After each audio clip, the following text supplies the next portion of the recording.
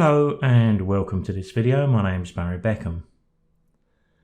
Over the entire length of my photographic life, which is a fair time now, I've never signed up or accepted that a photograph must be a true reflection of what the author saw. Many photographers did think that, and some still do, suggesting that perhaps there's some sort of dastardly deed afoot or some deception if you don't create exactly what you saw. I think the digital world has more or less killed that argument. After all, photography is an art. I think the subject of this video sums up my approach to photography pretty well, and how I sometimes develop an idea on the fly during the processing stage. It's why I own a digital infrared camera. You're viewing an infrared image here shot with a converted Canon 5D Mark II. Converted simply means that the infrared blocking filter that we all have in front of the sensor is removed and a visible light filter is put in its place. That filter is deep red, hence the colour of the thumbnail, but even that isn't an issue for us. The infrared angle is not really the main point here. It's more the approach to my style of photography, which I know others share. When I began originally working on this image, I didn't have the end result in mind at all. The ideas came to me as I was going through the manipulation process, which is so often the case. To get my creativity flowing, I need to be there, in front of the PC, working on the image I have on screen. It works like a kickstart to the creative side of the brain, I think. And I'm sure I'm not unique here either. With so many creative tools at our disposal, photography has never been more inspiring. If we want to create something worthwhile, it's going to require a little time and effort. If it doesn't need effort or any time, we don't value it. As I start to work on an image, ideas can often come and go. Some work out well, others, well, let's sidestep those and concentrate on the better ideas. Let's start here by just taking a look at the lens use. It's a Canon 17 to 40mm zoom, but I've used it at the wide end at 17mm. And because I'm up close to the main subject and I've got my lens tilted upwards, we do have quite strong converging verticals. They're not really a great problem. Just like that dramatic magenta colour, these are pretty basic edits these days, so let's start by fixing the obvious first. Now there's three quick basic edits that I need to do here before we get involved in too much of the image editing. One of those is to go to the optics and tick the little box to use the profile corrections. Mine's already ticked because I've got a preset set up that reads them automatically when I open an image up into Adobe Camera Raw. I'm not too concerned with chromatic aberration here because we're going to remove all the colour and work on a black and white shot. But the next area I'd like to go to is the geometry area. And if we go there, what I'd like to do is to use this slider to straighten up those verticals. I don't think I need to straighten them up completely, although we could if we wanted to do that. Let's do that something like that. I've got two choices here. I can crop away the transparent area down at the bottom. I could go to the scale here and I could drag the image up, or I could do a little bit of both. So I suppose before we go any further, maybe if I pick up my crop tool and I just take a look at the composition, because if I just bring this up a little bit, you can see the rule of thirds line is more or less on that horizon. The shed is nicely on the strong cross point of the vertical and horizontal line there. But I've got a little bit down here, but I think I can just eke that up a little more. Just touch the Enter key to commit that and Control 0 to fit that image on screen. But now I think I'll go direct to my basic tab, and we'll get rid of that magenta cast by just taking away all of the saturation. Now we can start to manipulate the image proper. Now at this stage of my original manipulation, I didn't have any intention of adding colour. All I was trying to do was to produce a strong black and white. Now I don't think we need to make too many changes here. I always keep my eye on the histogram at the top right, but I do have to bear in mind I'm working on an infrared image here, which is not entirely normal, but the histogram still works. I'm going to go to my exposure. I'm going to drop the exposure down just a little bit. I know with infrared images I need to give a healthy amount of clarity, so I'm going to step that up pretty much, and even a bit of dehaze often helps. That's done a good job, and I'd be happy, I think, to open this up into Photoshop and move on, but it's a bit dark in this area here and maybe on the face of the shed. So to fix that, I'd select my adjustment brush. I'd be looking to increase the exposure a little bit, maybe push up the shadows too.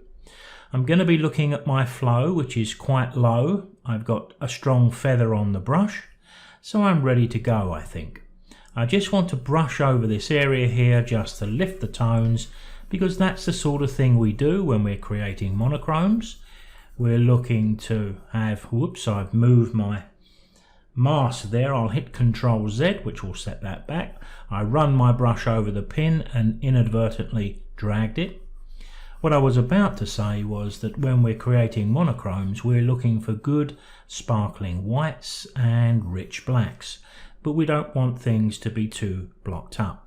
I could experiment here or try a little bit more exposure. Now I've done a little bit of shading there or masking, but I think I'm more or less happy with that. We could take a bit of time and raise things like the roof. We're all going to choose something different here. So at this stage, I think I'm ready to just take a quick look around the image. I know there's a couple of dust spots here. I can see one way over to the left-hand side over here. Can you see it just there?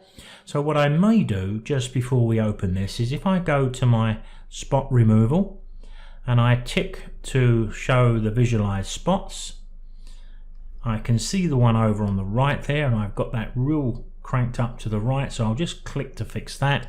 Now generally I can normally see one up here on the right, but because I've corrected those converging verticals, no, I've just spotted it as I was speaking. It's so near the edge now, can you just see it? It's so near the edge it's almost invisible, but I've got it fixed, so now I can untick that and I can open this up into Photoshop.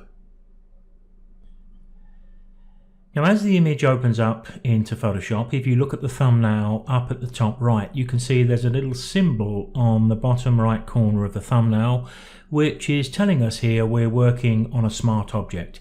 You can continue to work on a smart object with what I'm about to do next, but I'm not entirely sure it's relevant, and just to make things a little simpler, I think I'll just move my cursor to the right of my thumbnail, right click and choose Rasterize Layer.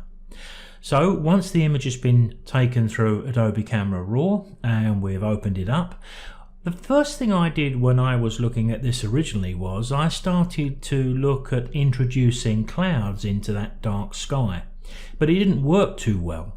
So adding those new filters, those neural color filters, was a sort of second choice, but it worked.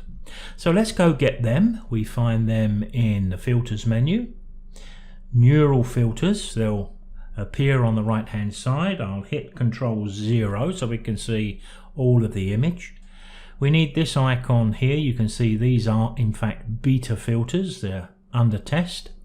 There's the colorize. I need to turn it on, and there we can see the result. I'm not going to tweak the result in any way. All I'm going to do here is to go down and select that I'd like it open on a duplicate layer and click OK. Now once it opens up, I've got my original up my sleeve sitting at the bottom of the layers, and the colour version above. Now would be a good point to save this as a Photoshop layered file. Now one of the options open to us here is to remove any colour that's on the shed or some of the colour that's on the shed. And because we've got two layers here, that's going to be pretty easy. With the top one selected, if we add a layer mask, and over on the left hand side you'll notice I've got black as my foreground colour. I've got a standard soft edge brush, and the flow at the top of the screen, I've got this little icon checked so I can adjust the flow with a touch of the numbers on the keyboard. So number 1 gives me 10%, 2 20%, and so on. We know we've got the bracket keys to the right of the letter P to make the brush bigger, and what I could do now is just remove the colour from the shed. Now I would take a little more care than I am here. I'm going to do the bulk of it, but then we would zoom in and go a little bit more carefully around the edges, especially if you wanted to take the colour off the tin roof as well.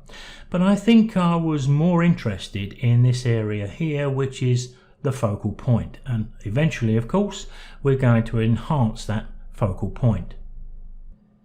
Now as you can see by the spinning round of the screen, I've gone ahead and just done a little bit more work on the mask, just down the straight edges of the shed in the areas where I wanted to reduce it to black and white. But what I'd also like to do, and I'm not entirely sure why this came to me, but I decided I'd investigate a soft focus. I've also got a little bit of a line on that pole which I will probably remove at some stage, but I'd like to retain the mask just in case I need it. So here's a way we can move forward with these two layers merged together and keep these two up our sleeve at the same time. If I hold the Alt key and go to the options at the top right of the layers, and I select Merge Visible, Photoshop takes these two layers and merges them into this one.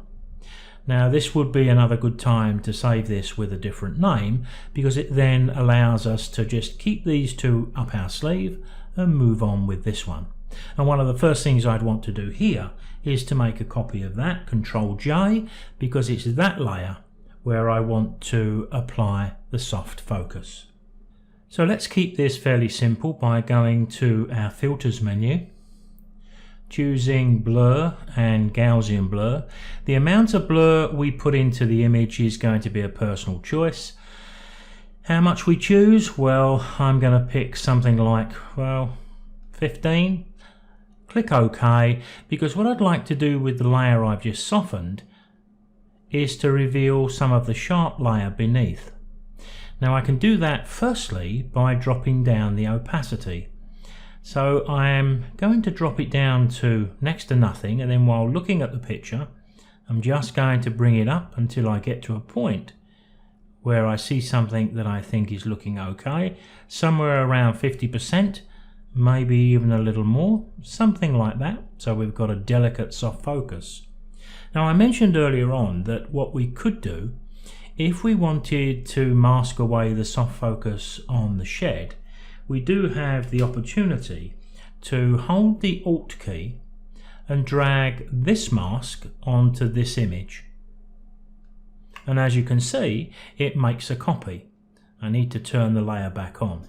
So what I've got is my soft focus over the entire image, but not the shed.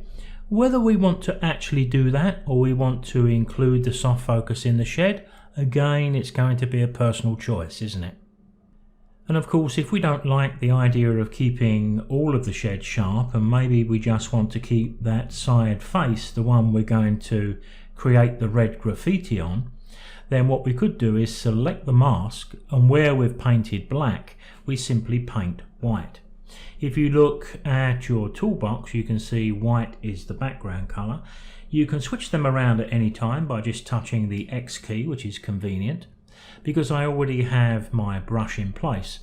So I could push the flow rate up of the tool I'm using, and I could replace the softness in the rest of the shed and perhaps just retain the sharpness on the front face.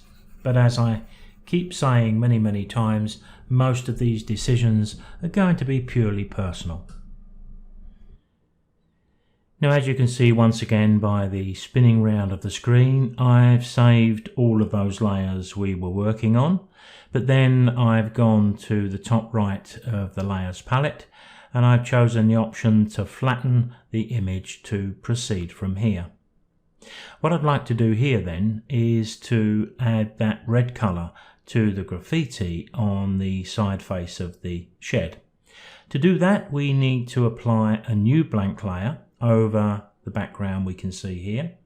So we can do that by going down to the bottom right of the layers palette. And I also want to change the blend mode of this layer from normal to colour. The next stage is to pick a nice bright red. It's not crucial which red we choose because we can change it at any stage. But if we come over to the colour picker, and I do move my sliders up to the deepest red I can find, we'll at least start with that. And of course we're going to want a soft edge brush, which I'll pick up from the toolbox. Looking up at the opacity, I'm going to have the opacity set to about 100%. The flow, I can adjust that once I start to paint, but I think I'll start probably with 10%. And if we check this little icon here, we can change these with the number keys on the keyboard. For example, if I hit the 1 key, we get 10%, 2, 20%, and so on all the way up the keyboard until we get to 0 when we're back to the maximum 100%. So we'll start with 10. We're also going to zoom in. So I'm going to just hit the Control and the spacebar key, and I'm going to click a couple of times to get this large on screen, and now I can start painting. You can see exactly how this is going to work. It's not too difficult. In fact, I've already discovered that I can go higher than 10%.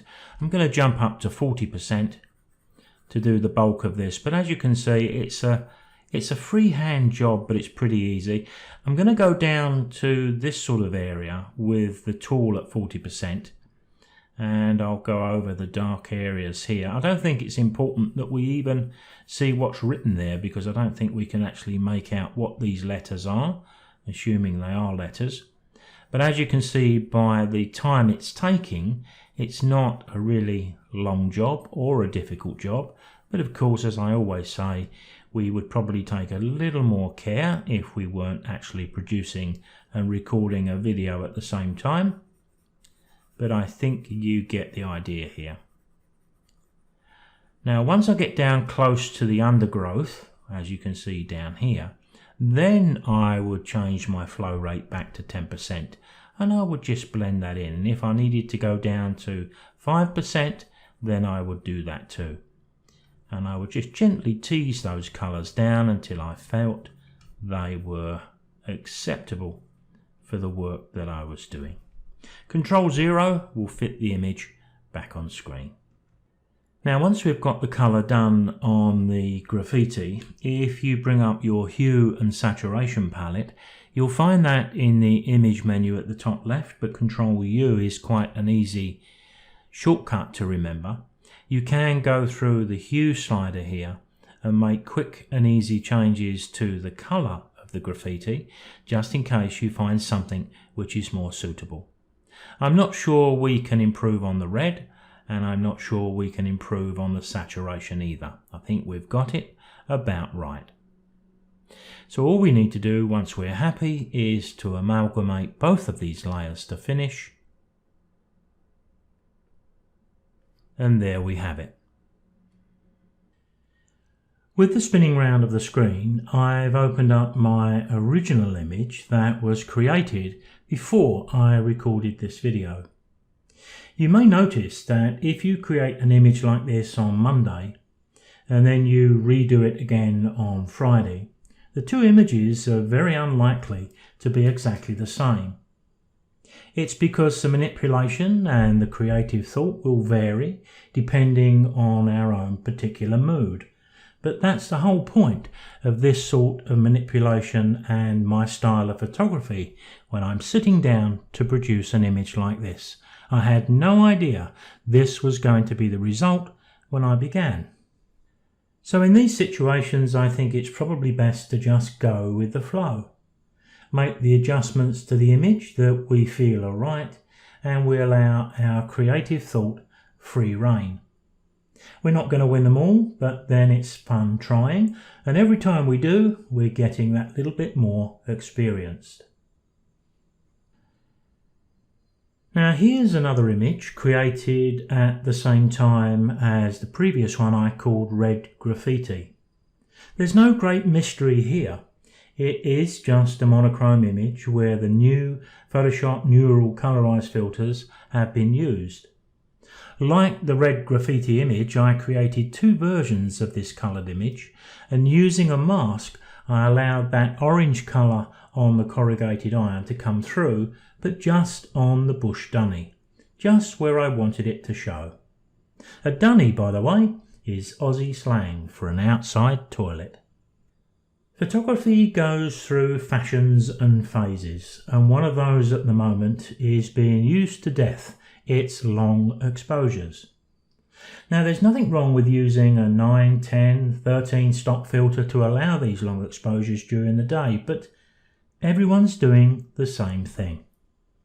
Sometimes when the crowd is heading east, it's at least worth a thought to perhaps head west. Personally, I don't want to always follow the crowd. If you find that infrared photography has some appeal for you, take a look at a series of videos I made on the subject on my website. They're all on YouTube as well, but it may be easier to find them in my infrared menu here at www.beckhamdigital.photo. Now, I don't think there's been a better time to consider having a camera converted to shoot infrared. We do need a technician generally to remove that infrared filter and replace it with a light blocking one. But there's a lot of places that can do this for you. The world's awash with second-hand cameras, and if you're anything like me, you may have a camera that you've just upgraded from, and the second-hand value is so low, well, there's a good opportunity to consider having that camera converted to shoot infrared. I'll see you next time.